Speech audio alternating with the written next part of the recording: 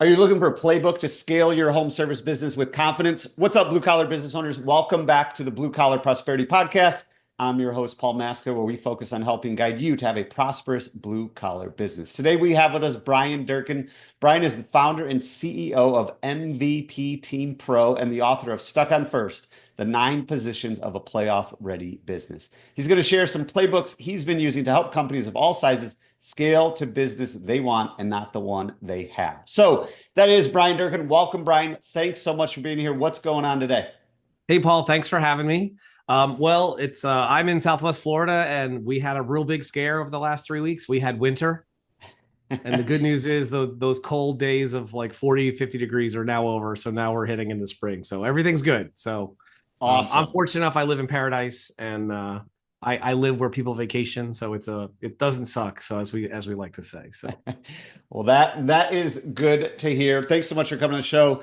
great to Before have we you. Thanks. Yeah, and before we jump into everything, just want to kind of get a good idea, give our listeners an insight into how did your journey start? How did you get to where you are today?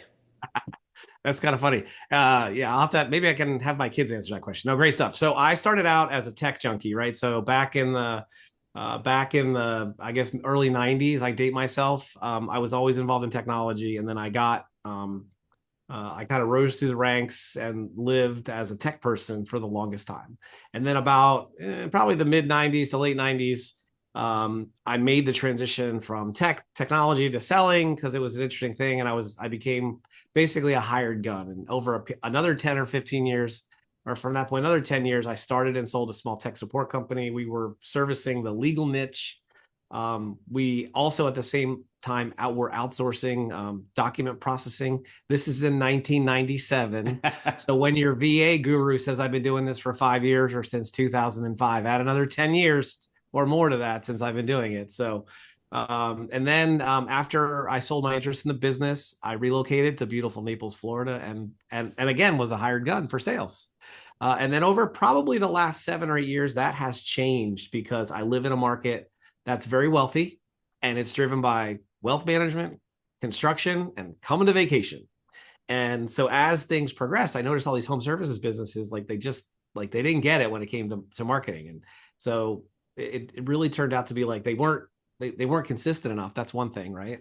And then they weren't able to do it, and then they were fat and happy for a long time until the world ended, and then they were crying the blues. So my journey has always been about how can I help more people. It's kind of been an odd situation because I've been around. We were talking before the call, some of the people I know in this industry, and 3 years ago, I guess it's 3 years ago, a couple of friends of mine said, "Can you help me? Because I'm stuck and this piece of the business." And I'm like, "Well, I know how to do it, but I don't know how I'm going to help you."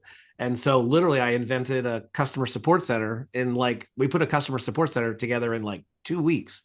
And they're like, "How'd you do that?" I'm like, "Well, I've been doing this for so long. It's just a different application." So I've always been this thing of like, as business owners, like there's a ton of stuff to get done. How do you be more strategic, and how could you not be the one doing it? Right. So, and that's where this journey, if you look at this consistency, right, it's always been about like, yeah, all that stuff needs to get done, but you're probably doing these low value tasks. You're probably doing the crap that someone else could do. That's 10% of your costs. And over Paul's shoulder, we talked about this on my podcast, the Buy Back Your Time book. What's your time really worth? And you get into the nuts and bolts, right? And for regular listeners, you get into the nuts and bolts of like how to measure it and how to put dollars and cents to it, right? And make sure you're billing enough. But geez, what are the million other things that need to get done that you don't have to do? And that's kind of my story. So how to get more stuff done. And that's where I came up with the tagline, how to have, build the business the one you want and not the one you have. And by the way, it sounds easy. It's not. It takes a lot of stuff to get there. So hopefully that gives you a round thing. I wrote a book about my experiences, which was a fantastic journey.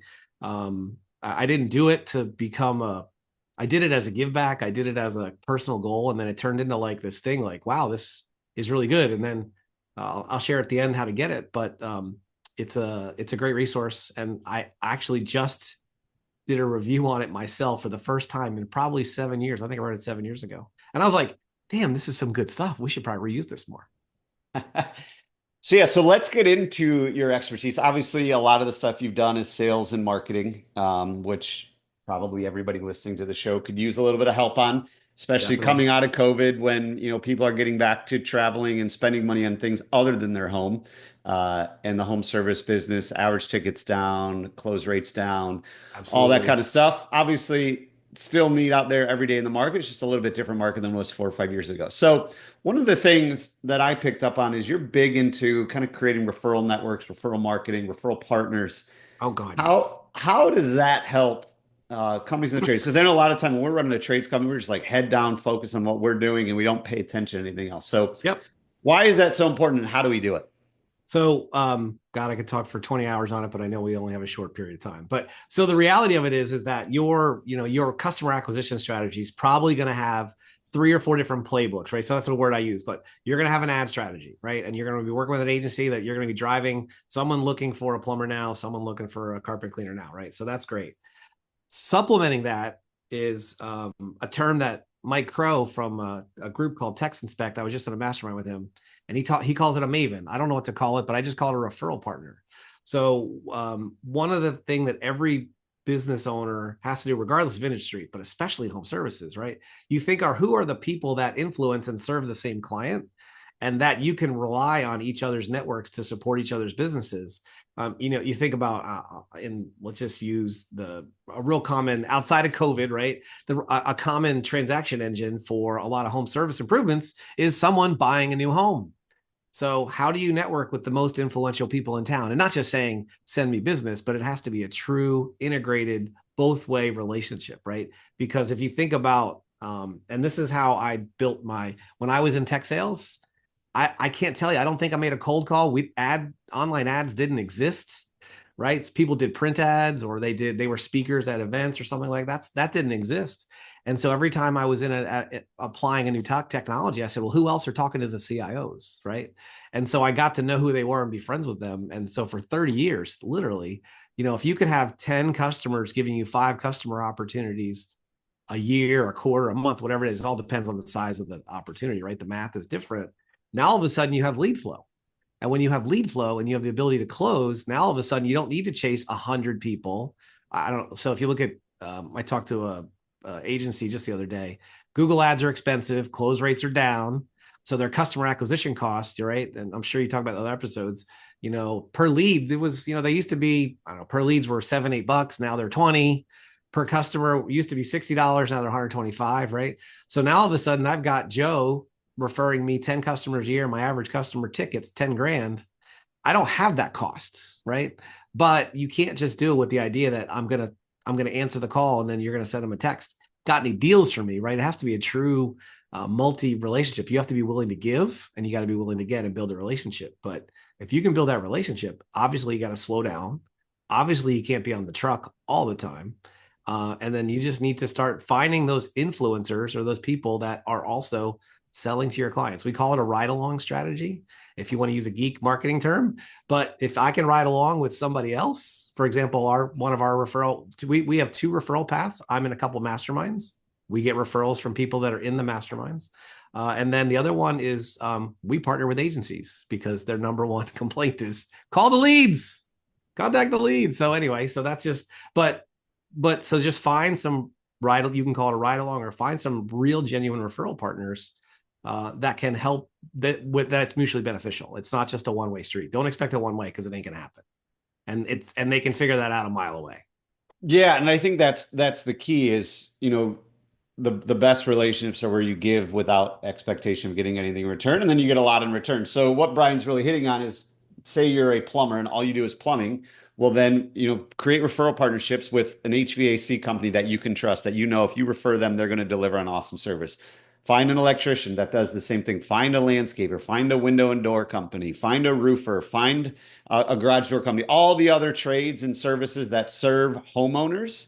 Create genuine relationships with them and start referring them because every time your technician's in the house doing something, many times they're like, hey, by the way, do you know a good painter? We're looking to repaint, we're looking to repaint our bathroom. Oh yeah, we highly recommend, this is the only person we recommend is so and so. So the key to that, though, as Bryan hit on, and then I focus on all the time, is you've got to be willing to give without the expectation of anything in return. And when you do that, like Zig Ziglar said, you help enough people get what they want, you'll be taken care of as well. That's a big part of it. If you just create all these relationships and hope they're just going to send stuff to you, forget about it. It's not going to work. So I mean, that's an awesome, I think that's a lot of times forgotten, Bryan, because it is 2025 and we're so focused on AI and, the internet and Google and all this stuff that a lot of times we forget about just human to human relationships, conversations, and actually doing things the old way that still works. So talking about that, you kind of referenced a little bit multi-channel marketing. Obviously, referral networks is one of them. Ads is another one of them. But what are some of the other things that we as home service business owners should be doing to kind of create this, if you want to call it flywheel, multi-channel marketing effect, Whatever. Yeah. that way we can have a consistent lead flow? What are some other things out there?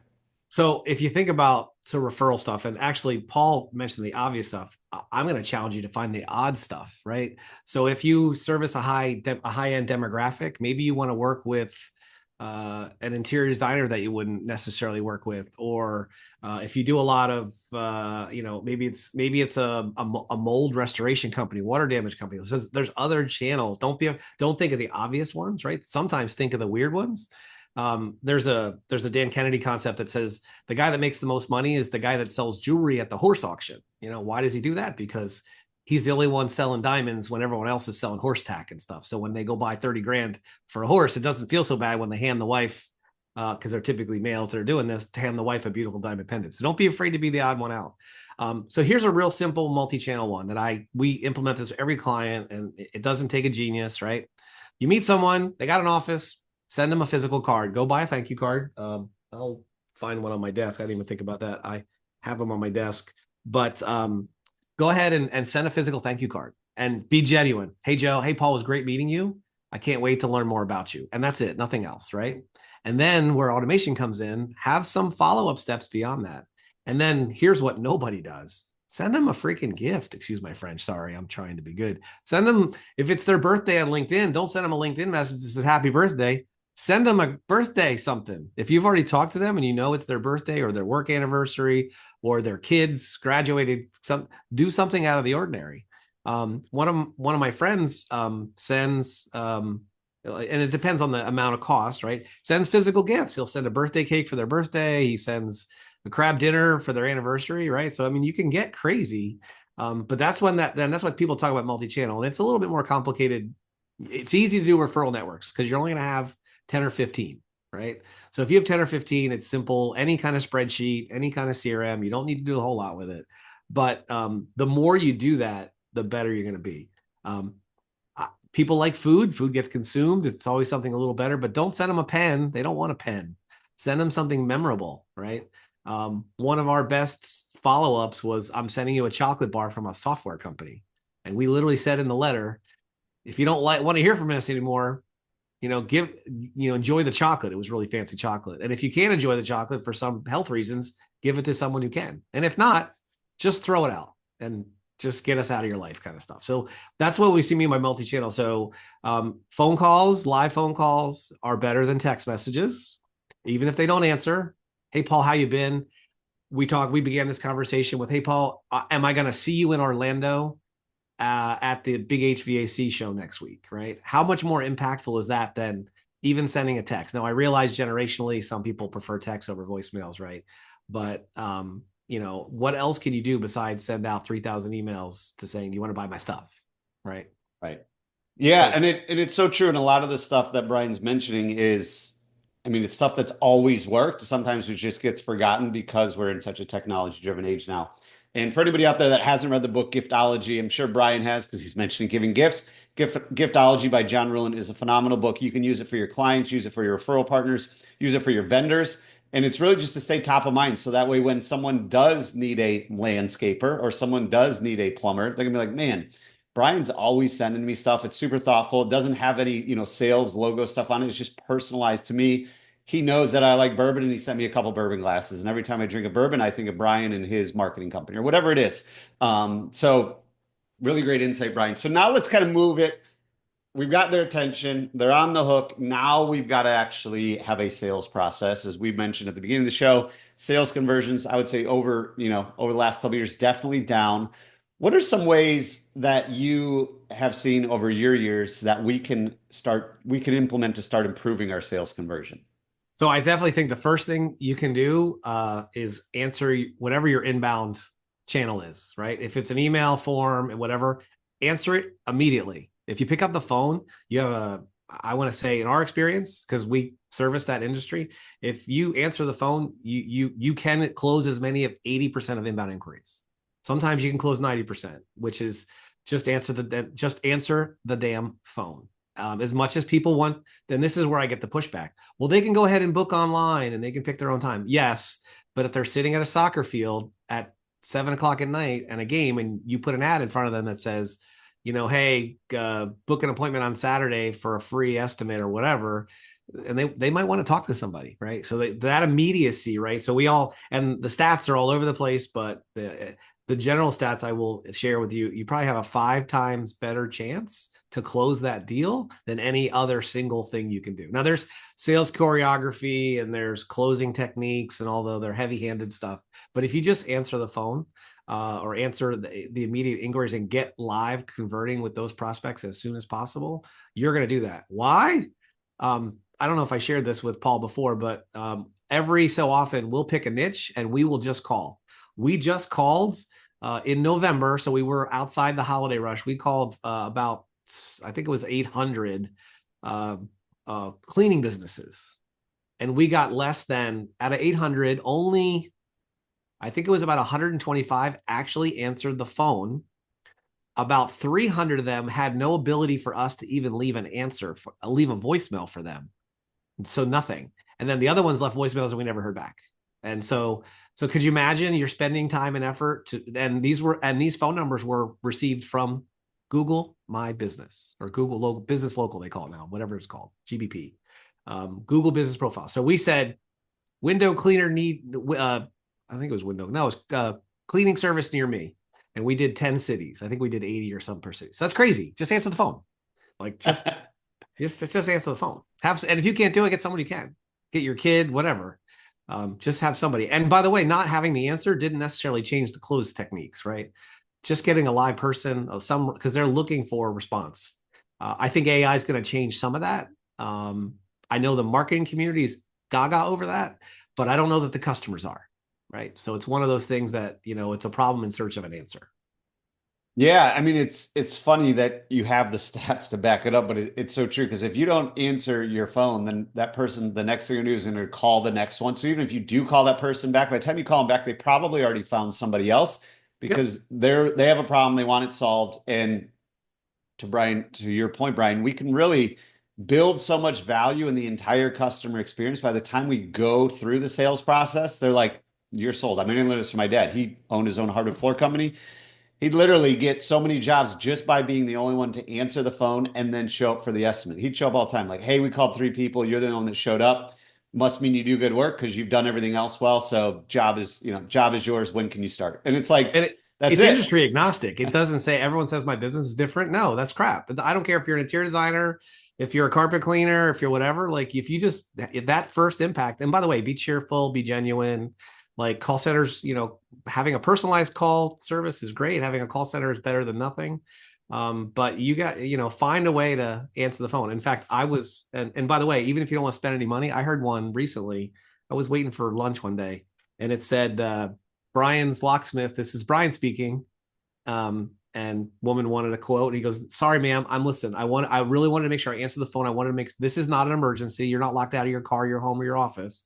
If I could call you at 1 o'clock, would that be okay?" And then she gave him a hard time. He said, "Listen, ma'am, I answer the phone because I get phone calls that people are locked out of their car or their kids locked in the car. And I want to make sure I answer the phone because if I have to redirect resources, I want to be able to do that." It was the best. I was like, I'm stealing that. That was fantastic. And he was just like everyone else, probably had 2 employees, a typical business owner out doing a job, but he answered the phone.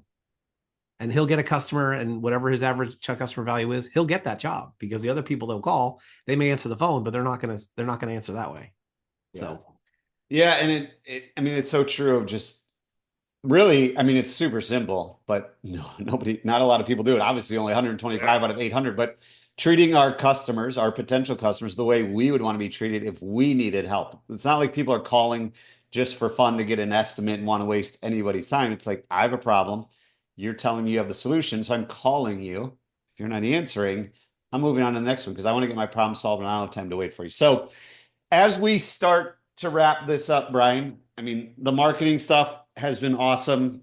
Referral partners, giving gifts, staying top of mind, and then obviously super simple stuff from sales, but like build the value before you even get to the sales process. And we do it all the time. Like if we go to a really good restaurant, they've sold us on everything because the entire experience has been really well. And by the time, the waiter comes by and, offers, hey, I really recommend this appetizer, this dessert, or this cocktail, they're like, yeah, sure, let's do it because we're already sold. So, what is one thing out of all the things you do and expertise, all the experience you have, what is one thing that our listeners can do within the next 24 hours, other than answer the phone, create referral partners, all the things we talked about? What's one final thing they can do within the next 24 hours to start to move their business forward and achieve their goals and have the business that they want? I think the one simple thing they could do, they could go to all of their past customers and their past people they've sent opportunities to and thank them for the opportunity. I will tell you that, and I don't care what channel you use. You can use an email, you can send a card, say thank you, call and say thank you, and mean it, right? Our number one thing that happens across every customer, and I deal not just in home service business, other ones, our most responsive interaction with clients is we just wanted to say thanks. And people don't do that enough. And it doesn't take a sales trainer. It doesn't, again, just say thank you and mean it. And if you say thank you and mean it, you're going to have much more chance to be genuine because people buy things from people they trust, right? And they certainly refer from people. Hey, thank you for putting up with me. I know we haven't done any business yet, but I'm really looking forward to it, right? And you can frame it in lots of ways. But I think, in my mind, say thank you. Go back to your past customers and say thanks. I bet you some of them you didn't get from before. It was just not time to make a decision. They might have just, what did they say? Some percentage, I don't know, 50% of no isn't no, 50% of just not right now. I didn't know it was going to cost $10,000. I thought it was going to cost $3,000, and I don't have an extra $10,000. So you never know. So thank you, I would say, is probably the one thing they can do right now. Great question, by the way. That's a really good question. Yeah, no, and I mean it's a great answer because if we really just acknowledge that our customer had hundreds of options that they could have chose from and they chose us, we take the time to say thank you. They're like, wow, this never happens. Now I'm going to refer you more. And a lot of times you remind them that they have other problems that you can solve. They're like, oh man, I've been meaning to call you. Thanks so much for reaching out. Can we get on your schedule? Because a lot of times we as business owners get so busy in chasing the next lead that once we get them, we forget about them. It's like we throw them away and go on to the next one. Where really, if we want to increase our customer lifetime value and decrease our marketing spend, let's take the time to really nurture the relationships we've already spent hard-earned time, money, and resources to acquire in the first place. Bryan Durkin, thanks again for coming on the show, sharing your journey, and providing some great actual advice for all the blue-collar business owners out there as we continue our journey to prosperity. Before we sign off, though, Bryan, where can listeners go to keep in touch with you? I think the best place to do is for me, our most active channel is on LinkedIn. So I'm going to, for those of you that are watching, if you message me on LinkedIn and say, I listened to Paul on the podcast and I'll send you an autographed copy of the book, no charge, no questions. Just go to find me. It's linkedin.com, Bryan Durkin. So I'll put the link. I'll send Paul the link so he has it in the show notes. If you're going to click on it that way, just search for Bryan Durkin. And no, I don't work for the Chicago Mercantile Exchange. I'm the other Bryan Durkin. So I'm the real Bryan Durkin. So. There you go. Bryan Durkin. It's spelled with a Y, Bryan, and then Durkin is Durkin. Again, it's in the show notes. It's on the description, the title of the podcast. But go connect with them on LinkedIn and get yourself a free copy of that book. Bryan, thanks so much again for coming on the show today. Really appreciate it. Thank you for having me, Paul. Have a great one, everybody.